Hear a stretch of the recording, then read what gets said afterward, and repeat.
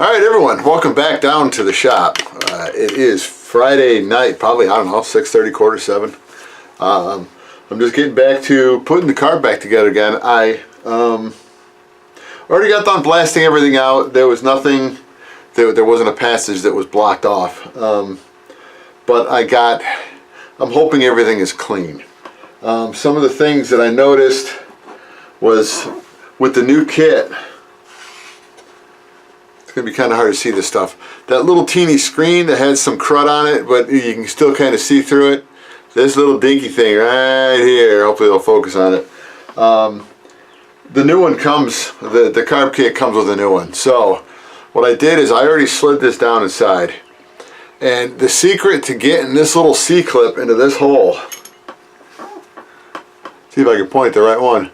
This little hole right here, focus, there you go. What you do is you don't try to put it in flat. You want to put it in kind of straight down inside and then rotate it.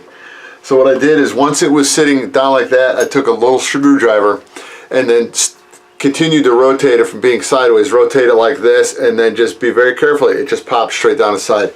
So when you're rotating it, you can get it to this spring steel, if it is spring steel.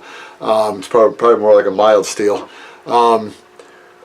What you're gonna do, you get it to flex easy. If you're trying to compress it, because there's no little bevel on the top where it goes down into, so you've got no way to have it want to self-compress as you're pushing it down into it. So just put it down, straight down, rotate it, and then very slowly push it over, and it pops in a lot easier than you think it's going to pop in. So let me get this properly reassembled, and if there's any little issues, I can bring you right on board. But what I did find out was, if you saw in the last video, I had little corrections, and it wasn't, you know, you figure it out after you talk. It's just the way things go with humanity. A lot of times we, you know, speak with our minds closed. So anyway, what this little port here does on this side, this is the feed. If I can get this in the right way, there we go. This here is the feed for the high-end needle. Okay, so this is the high-end needle right here, and that feeds directly into here. So that was one thing that I really didn't pay much attention to, from there to there, and that's why I kind of misspoke. All right, and this one here is the low end, and that goes to this one. So what this one does is this side with the 3 little pinholes in it, all that is that's, you're taking the low end needle and you're metering the amount of gas going into this main section here, and then these 2 little ports on the side, I really hope you can see them, but there's one on this side and then there's one on this side. One of them goes to the, let's just call it, it's the choke side, and then the other to the throttle side. So that's the low end. So let me continue plodding along, and when I get to a couple more little steps, if I see something you guys might want to watch, I'll bring it back in again. Alright, let me show you how, once you put a Welch plug in, and that is Welch, I'm hoping that it doesn't sound like I'm saying Welsh, but it's Welch plug. What you do is you want to get it sit down inside, and then you just come in and compress it. And there's a couple things you can compress it with. If you really wanted to, you could take the backside of a screwdriver or even something flat and just either give it a little bit of a wrap or just tap down on it. This one here, it was hard for me to get it in.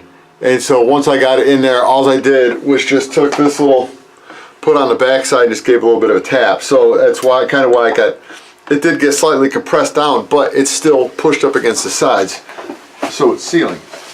So let me see if I can really quickly, and then try to zoom you in a little bit here as to how I do this. So you just want to take something that's flat, like I could take the back side of this, and I just want to put it down on the top of it, and then just find something that I can go ahead and wrap this with. Let me use the wrong tools for the job.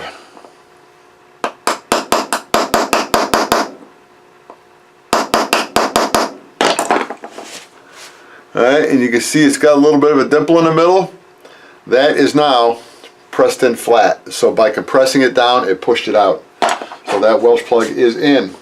So, yeah, let me just get the needle and seat set up, and I'll show you how we do that.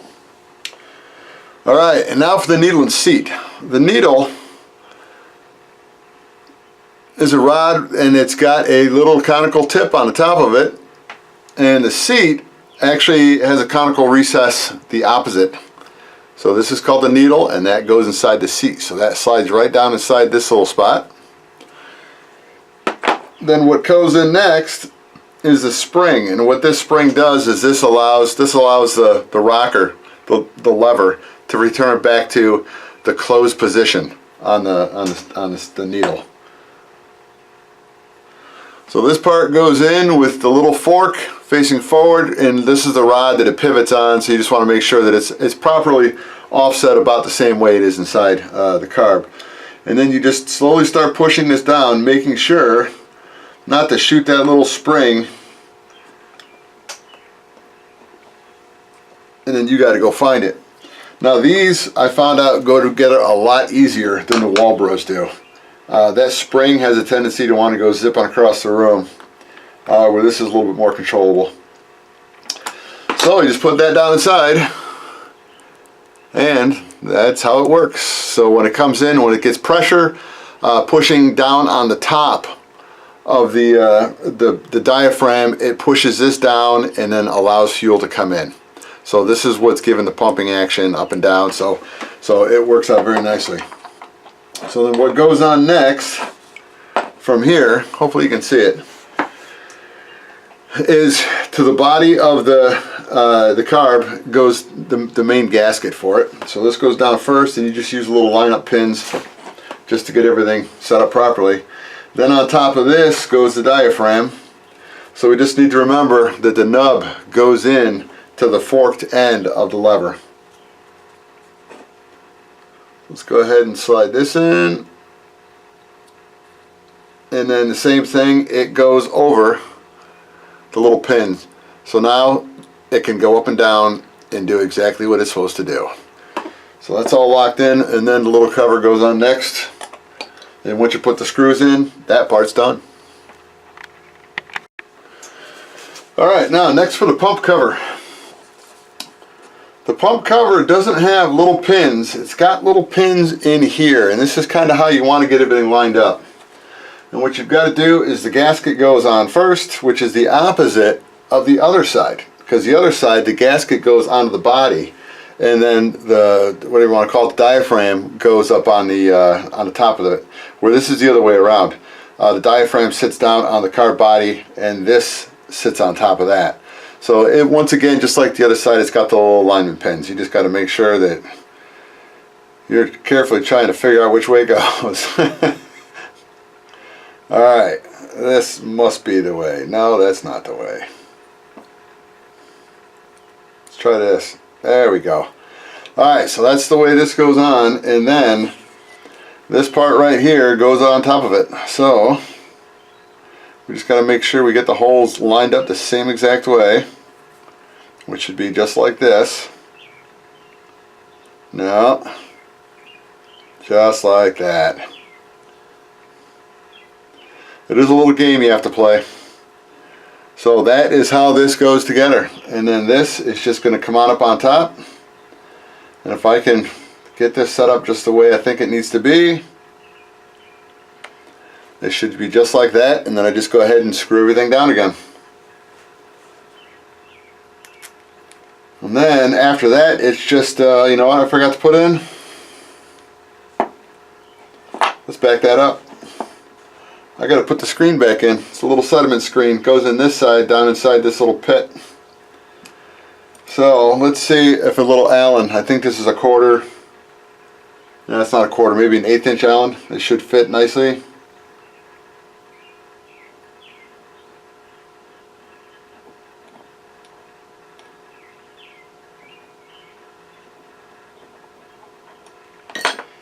Alright, and there we go. That's down inside. So now we've got the screen on this side, and we've got the screen on the other side, so we're good to go. So now, see if I can learn how to do this again.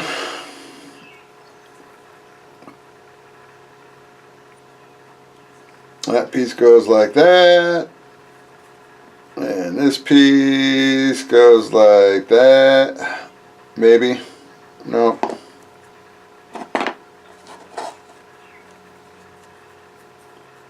This piece goes like that. Okay, and then once we got this leveled out, then once again we'll just go ahead and make sure we've got this set up to go on the right way.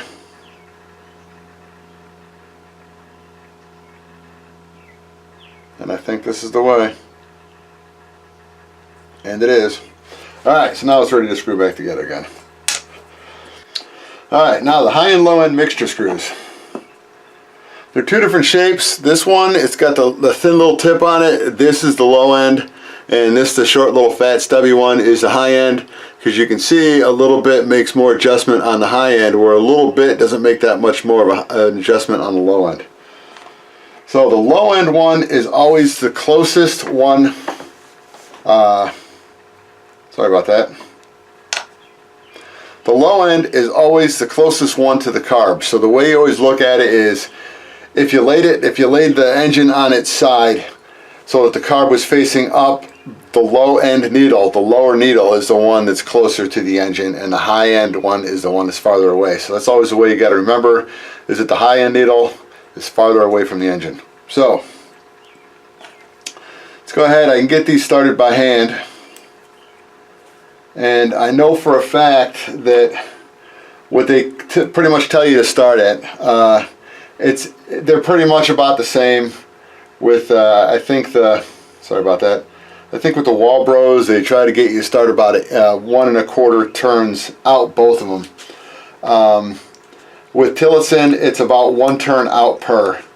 And this one ran really good with the high end, about, I want to say just a little teeny bit under 1, and the low end was about 3/4 out.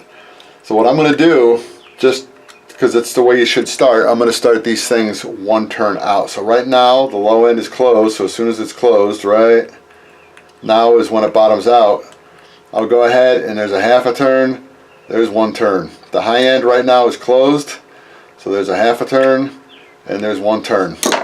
So that's a good spot to start, and that's how I'll start on Sunday when I go to fire it back up again. Unless I get good enough weather tomorrow. So that's pretty much it. All I've got to do is just rehook up my little bell crank for the throttle, and that's about it. Now, little confession. I think I know why it may have not been working properly. I had the top gasket. I had inverted it. So instead of the gasket being, the gasket being down first, I had the diaphragm down first, and that may have been all that it took, just the thickness of that gasket, which is, you know, probably, I don't know, 5 to 10 thousandths. That could have been just enough, just not to get the fuel pumping into it. So I'm hoping that that's what it's going to be, because, you know, we all make mistakes, and I don't have a problem fessing up to mine. So so we will find out. I'm hoping that problem, I'm hoping that was a problem, and the problem will be gone, because if it is gone, that'll make me happy. And that might have been the reason why I had that stumbling going through too. So anyway, that's about it. That's about it for down here tonight. I'll get this thing all finished, put together. I didn't do anything yet with the port, the pressure port going into the engine. What I'll probably do is just come out with some carb cleaner and just go ahead and shoot a little bit in there. So I'll take the spark plug out, shoot some carb cleaner in there, just to see. Sorry about that. Just to see if there's any crud down inside there that might be impeding it. You know, we'll see what happens. So yeah, it's a pretty good night. I mean, it's all cleaned up and everything's put back together again, hopefully properly. And then keep your fingers crossed. I'll see you back down here. It's like I said, either tomorrow or maybe Sunday. We'll see what the weather's going to be like. All right, now I found a little thing here. you can see inside, here's the transfer. So what you're doing is you're coming in to the pulse on the top and then you're coming out the bottom. And what's actually inside here is it's pretty clean. There was just one little spot where part of the gasket had broken down and fallen inside there. So I'm going to clean this up the best I can, and I don't have this kind of gasket material at the moment, and I got to figure out how I'm going to get that, because this has nothing to do with Tillotson. This has everything to do with Saks. So I think I've got some gasket material upstairs. I may have to cut my own, but because the rest of the gasket is still in halfway decent shape, I'm just going to go ahead and clean everything up, and then we'll put it back together again and see how it works. And knowing me, I'll probably find some gasket material and make a new gasket for it, just because I'd rather have a new gasket. So let me work on that. If I get it off, if I put a new gasket material, if I cut one out, I'll definitely show you before it gets reinstalled. Alright, I got it done. Is it as pretty as I'd like it? No, because I didn't have any gasket material that I could find. So I just used some cardboard, some 30 thousandths cardboard, with the hopes that it's going to work. If not, you know, I know how to take it apart. I just take it apart. I'll get some thinner gasket material, something that's going to cut better than cardboard. But, you know, it looks okay. Sorry about that. I get bombarded down here. Okay, I don't know if I'm going to be able to zoom in on them. I get bombarded by these things. It's like a little freaking armor beetle. They don't hurt you, but it's some little kind of alien beetle, because it's almost impossible to kill them. It's flying. It's, you smack them, they keep coming back, and unfortunately they end up crawling out from anywhere inside the house, even in the wintertime, and they'll bombard you at night if you're in the bed reading a book. One of these little suckers will come over and smack you in the head. So, anyway, back to business. Alright, so I got it done. It's not the prettiest work that I've ever done, but it will work. So there it is, and I had to come in, and you can see how I had to redress the edges with a little bit of a bevel. I'm trying to get it to match on the inside with very little, if anything, sticking up. I want as much flow in there as possible. So it will work. All the holes are properly lined up. What I did was I took this piece, and I don't know if you'll be able to see it. I just kind of used it as tracing paper, went over the top. You can see the little line around there, this side here, where the port goes through. So this is the pulse port that comes through. It comes out of the engine up here, it comes in through here, and then it gets transferred around through here, and boom, it comes out right down here. So I do have good flow through it. I'll shoot some more carb cleaner through it just for a second test, but just as long as that works, that'll get me air where it needs to go. So hopefully all will be fixed. Hey everyone, welcome back to the pit. It is Friday, the 15th of June. Went up to the field today, did a little flying, and tested this out. This is a new cam. So we'll see how good that works. Alright, I was supposed to go up and pick up the lettering today. Unfortunately, the lettering was not done. Jen was up there preparing, sorry about that, son. Jen was out, she was sitting down, she was getting everything set, ready to go. It's a good thing I stopped in when I did, because the lettering just wasn't even close, so we need to work on something else. So as of right now, the lettering's not done. Hopefully next Thursday is the next time I can get up there, so hopefully it'll be done by next Thursday. So as you can see right now, she's still kind of somewhat naked, but I did get the carb all rebuilt and flipped it over probably 20 something times. It is pulling fuel up to it. I haven't gotten it started yet, so I will wait until Sunday. I'll have all this stuff set up over by the van, and then we'll get it fired up again with the hopes that it will work nicely. We'll be doing it early in the morning, so you can see how bright that sun is. We're gonna be doing it early in the morning, just because hell's coming for a long weekend. It's supposed to be 100 degrees and humid. I think Sunday and possibly Monday. So yeah, welcome to summer. So anyway, yeah, that's about where we're at. So nothing big has happened. You know, now we're just biding time. I let them know that I want to get the plane up in the air before, you know, the corn gets to waist height level. So if I can get everything on Thursday, Saturday I can spray it, have everything stuck on there, then I think I've got the next Thursday off again. If the weather's good and it's ready to rock, we're gonna head up. So anyway, we'll get her fired back up again on Sunday, and then I'll bring you all back in again. See you Sunday.